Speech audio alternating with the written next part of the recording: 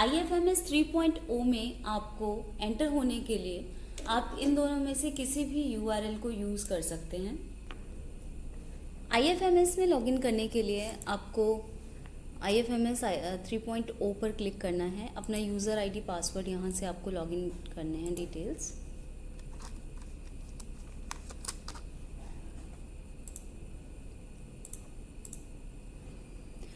आज जिस प्रोसेस के बारे में हम बात करने वाले हैं वो है सबसिस्टेंस मैनेजमेंट। तो उसके लिए आपको एक्सेस वर्क स्पेस पर क्लिक करना है, डेस्क सिलेक्ट करना है आपको और HO रोल से एंटर करना है। उसके बाद एम्प्लॉय मैनेजमेंट पर एंटर कीजिएगा। एम्प्लॉय मैनेजमेंट में सबसिस्टेंस मैनेजमेंट पर देखिए, यहाँ पर आपके पास दो ऑप्शंस हैं।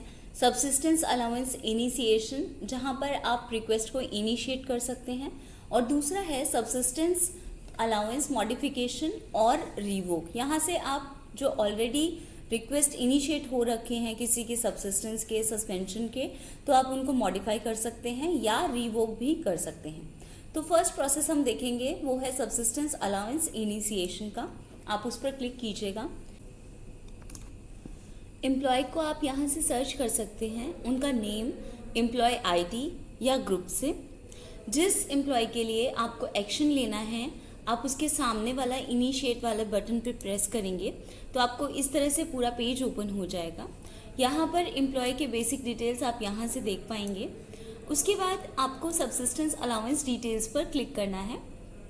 यहाँ पर ऑर्डर नंबर एंटर करना है कि किस ऑर्डर के तहत उनका सस्पेंशन हो रहा है, आप उसको इनिशिएट कर रहे हैं। यहाँ से विद इफेक्ट फ्रॉम, किस डेट से ये इफेक्टिव होने वाला है। प्लेस ऑफ पोस्टिंग यहाँ पर आपको एंटर करना होगा। उसके बाद अलाउंस रेट 50 होता है, बट आप उसको 75 तक इंक्रीज़ कर सकते हैं आफ्टर 6 मंथ तक, जो भी रूल्स के अकॉर्डिंग होता है। उसके बाद आपको यहाँ पर एडिशनल कमेंट्स देने होंगे। अलाउंस एंड डिडक्शन जो उनके सैलरी में यहाँ पर बनेंगे, और सबसिस्टेंस अलाउंस एंड डिडक्शन जो भी उनकी सैलरी में बनेंगे, वो सभी आपको यहाँ पर नेट सैलरी से क्लियरली विजिबल होगा।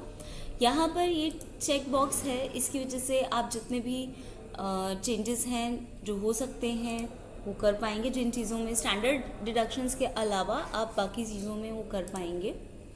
जैसे यहाँ पर अगर आप इसको अनचेक कर रहे हैं तो देखिए, ये वाले चेंजेस आप यहाँ से इस तरह से मेंटेन कर सकते हैं। उसके बाद ऐड डॉक्यूमेंट्स में जाके आपको उनका सस्पेंशन ऑर्डर, उसका डिस्क्रिप्शन और वो सस्पेंशन ऑर्डर आपको यहाँ से अपलोड करना होगा।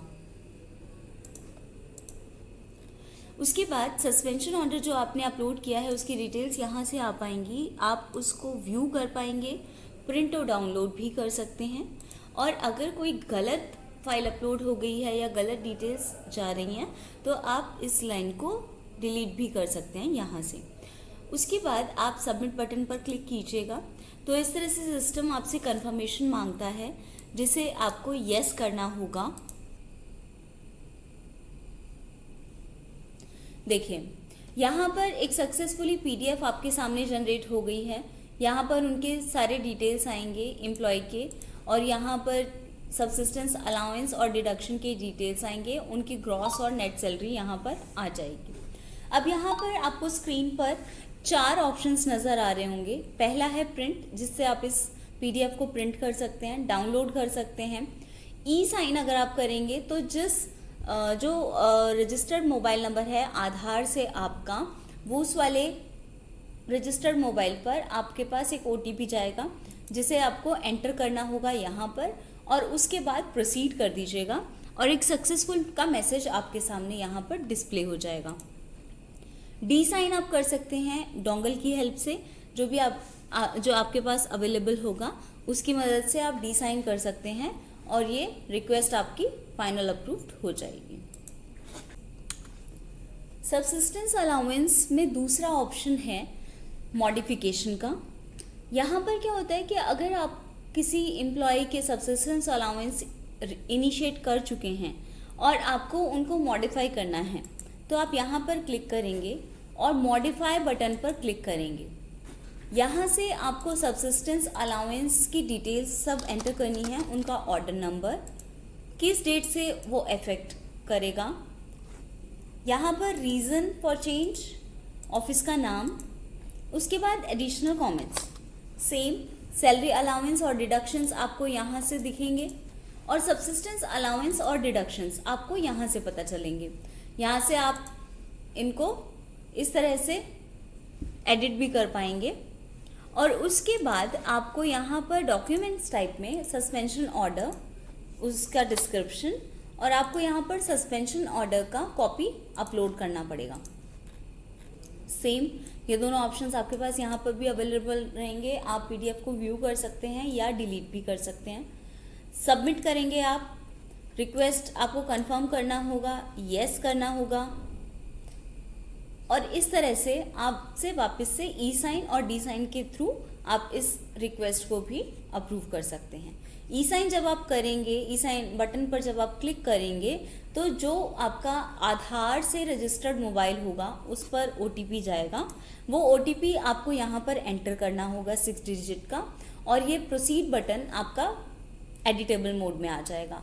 आपको प्रोसीड बटन पर क्लिक करना है और फिर आप इस रिक्वेस्ट को बिल्कुल मॉडिफाई का जो आपने प्रोसेस स्टार्ट किया था उसको कंप्लीट कर पाएंगे।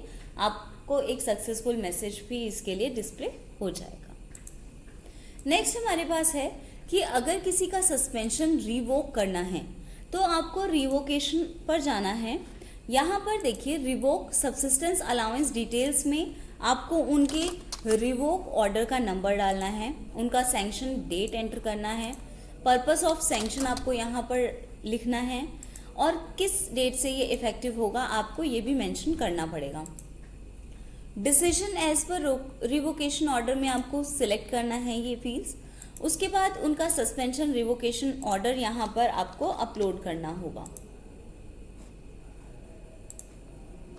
और ओके कर दीजिएगा। सेम जब आप यहाँ पर सबमिट करेंगे सेम प्रोसेस आपको फॉलो करना है, और इसी तरह से आप ये सस्पेंशन वाला अपना पूरा का पूरा प्रोसेस कंप्लीट कर सकते हैं। आज मैंने आपको बताया कि किस तरह से सब्सिस्टेंस मैनेजमेंट में जाके आप सब्सिस्टेंस अलाउंस को इनिशिएट, मॉडिफाई या रिवोक कर सकते हैं। Thank you so much.